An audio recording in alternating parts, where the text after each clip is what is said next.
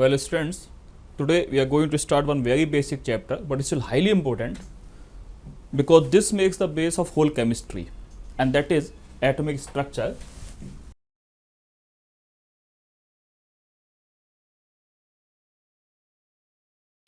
Right. See, actually, concept of atom goes long back to 17th, 18th century, and first it was proposed by Dalton that there is certain thing called as atom. Right. He called atom to be indivisible, that it cannot be divided at all. Atom itself means, actually basic meaning of atom itself is the thing which cannot be divided further. That's the meaning of atom. But later on, more researches were done, science developed, and they found that atom also consists of certain particles, which later on were called as subatomic particles. Now, one research was done by an experiment that was done by J Thompson basically, and he did one cathode experiment which we will knowing, which led to the discovery of electron. Electron was the first particle, subatomic particle, to be discovered by cathode experiment. And in this experiment, what they did, they took a tube. In this they kept a gas which was highly evacuated, not completely evacuated, because if you evacuate it completely, nothing is going to happen. So very minute amount of the gas was filled in the tube, and after that, at very high potential, discharging was done. Like this, a tube was taken. Here they kept cathode, here they kept anode, and minute amount of gas was filled up here, monoatomic gas, like this here. Now, this was connected to a very high source, and electric discharge was passed. What was observed, that from cathode, if we assume this to be cathode and this one to be anode, then a beam of electrons that was called cathode rays at that time, it passed from cathode to anode. That time scientists thought actually these are rays, they are not particles. That is why the name came cathode rays. Actually nowadays everybody knows that is not the correct name to be given for them, because they were not rays. This consisted of mass. How this was discovered? That if you put a fan here like this, which can move, small fan we put here, when these rays fall on this, the fan started moving, and when they were falling on certain thing, at that time the object became hot also, means it was transferring energy to that part. Now we will not go into that much details for cathode rays, because already in basic concepts of chemistry would have been taught to you people. So cathode rays were found later on to be electrons.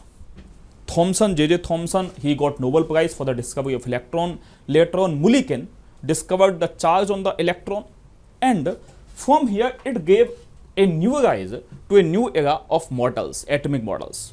Now, the first one which we have to discuss, actually this is not in IIT syllabus, IIT advanced syllabus, this is only in IIT main syllabus. This was given by Thomson, which is after his name only, is known as Thomson's atomic model. And in his model, actually quite primitive, because you understand one thing, by the time Thomson gave his atomic model, even proton was not discovered, even neutron was not discovered. So based upon only electron, he gave his atomic model. One thing Thomson was sure about, that every species in this world is neutral, it is not charged. So what he said, if negative charge is existing, he already predicted, then positive mass also should exist, positive charge should also exist. Now what happened, that he gave one primitive model which after his name only is known as watermelon model, Thomson's watermelon model, also called as plum pudding model. Plum pudding model, this one here. What he said in his model, that atom is like a watermelon. Sorry, that red pulp is nothing, it is like positive charge spread over it, and this negative charge electrons are embedded into it like black color seeds. This is what he said. Obviously very much primitive model, so did not succeed for a long time, could not explain how positive and negative are immersed into each other, but is how still atom is stable. Could not explain the spectra, could not explain the Rutherford scattering model. After some time, what happened, that at that time radioactive materials were discovered. When radioactive materials were discovered, all the scientists were doing some researches with radioactive materials, and one of them was Rutherford. he did one experiment which is known as Rutherford's alpha ray scattering experiment. For this, what he did, that he took a object and this one he filled with radioactive element. Radioactive elements basically are of two types. One will be alpha emitter, one will be beta emitter. So he took alpha emitter here, then he kept plates here to control the movement of alpha particles. He kept plates so that alpha particle will get accelerated and will move in one straight direction only. It will not divert from its pathways. Here he take like this, a disc he took. In this disc, the inner side of the disc was coated with zinc sulfide. This was coated with ZNS like this, and here he took a very thin gold foil, very thin. Gold foil, the reason for taking the gold foil mainly was because this is a noble metal and its property is that's highly malleable. So we can make very thin layers of gold. So very thin layer, single atomic layer, actually this is called single atom layer, thick layer he took, and this he kept here. Now what happened, that these alpha particles moved, went there, they hit the gold foil, right? Actually what he wanted to check, what is the penetration power of alpha particles, right? Observations which he made were like this. Zinc sulfide has got a property that when an alpha particle hits it, it makes a black spot there. Now what happened, that he found lot of black spots just at the back of the foil, lot of black spots like this. Few black spots he found here at 1 angle approximately, and very few black spots he found here, almost at these points, in this manner. Actually when Rutherford saw these black spots, he was surprised like anything when he saw these ones. How these black spots would have been made, basically these ones would have been made if alpha particle collided with the foil here and came back. Alpha particle has got very high penetrating power, and it has got so much high penetrating power that even a steel sheet can be penetrated by alpha particle. But even a thin gold foil it could not penetrate. So that was very much surprising for gold foil, thus Rutherford here. Now what happened, this when he saw these black spots, Rutherford was surprised like anything. Why? Because he thought that all the alpha particles will penetrate through the gold foil and will pass straight through it, and we will get all the black spots only at the back, not in the front. In his own words, Rutherford, what he said, it is like you fire a 6-inch missile on a tissue paper, but it comes back and hits you. That's what Rutherford said. Now observations, these were the observations. Now results of these observations. What happened here, actually, that Rutherford said that if most of the alpha particles went straight through, it means most of the part of the atom should be vacant. That is how they straight away went at the back and made black spots here at the back of the foil. Then he said, because some alpha particles have got deflected at these angles, meaning of this is that it should contain some positive charge which must be concentrated in a very small space, like this one here.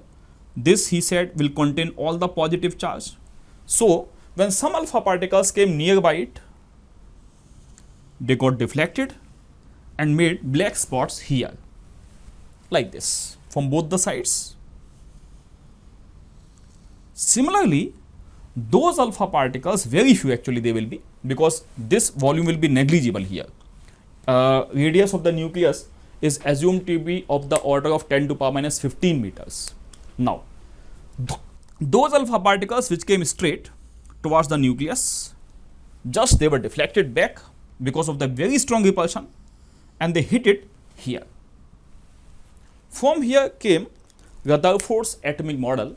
What he said, that most of the part of the atom is vacant. Total mass and total positive charge of the atom is concentrated in a very small space called a nucleus. Now to counterbalance the positive charge, the negative charge electrons revolve around the nucleus in circular pathways. This was basic Rutherford's model. Now further discoveries were done, and what was found, one law came in between actually, that is called Max Planck's, and other one was Maxwell's law. Now first we will discuss Maxwell. What Maxwell says that if a charged species is moving, it continuously emits energy. That is what Maxwell said. If a charged species is moving, it continuously emits energy. This became one of the biggest reasons for failure of Rutherford's atomic model. Why? Because Rutherford is saying that electron is moving around the nucleus in circular pathways. Now the problem is that electron is charged, and if electron is charged, then according to Maxwell law, which was universally accepted, electron must lose energy. If electron loses energy, because of the attractive forces of the nucleus, it will keep on coming closer toward the nucleus, and finally it will fall into the nucleus. Electron proton meet, that will be destruction of the atom. So atom should get destroyed in few minutes or few hours or few days only, should not last ever. Now Maxwell said this one, so based upon this, Rutherford's atomic model became obsolete, means we cannot say this is correct here. Another scientist, Max Planck, what he said, that energy is not emitted or absorbed continuously. How it is absorbed or emitted? It is emitted or absorbed in form of photons, in a packet of energy. Each packet of energy consists of certain amount of energiness, and he said this can be given by E equal to hc by lambda, where lambda is the wavelength of that particular radiation, h here is Planck's constant, c is the speed of light. Now value of h will be 6.6 into 10 to power minus 34 in MKS system. Value of c will be 3 into 10 to power 8, again MKS system, meter per second. Now the questions can be asked upon this, that we have got a radiation of wavelength 3000 angstrom. Suppose we have got a certain radiations of wavelength 3000 angstrom. The question becomes calculate energy of one photon or n photons of that particular radiation. We use the formula E equal to hc by lambda. Here the value of h will be 6.6 into 10 to power minus 34. C will be 3 into 10 to power 8 meter per second, and lambda will be 3000. It is in angstroms, so we convert it into meters. For that we multiply this with 10 to power minus 10. If we solve this from here, the answer comes in joules. So this is how the answer comes. From here we can calculate. Now on Planck's model, actually lot of problems can be created in mains also, in IIT also. So in later chapters we will discuss that in detail. Now here what happened when this Bohr's model, next one is Bohr's model, Niels Bohr.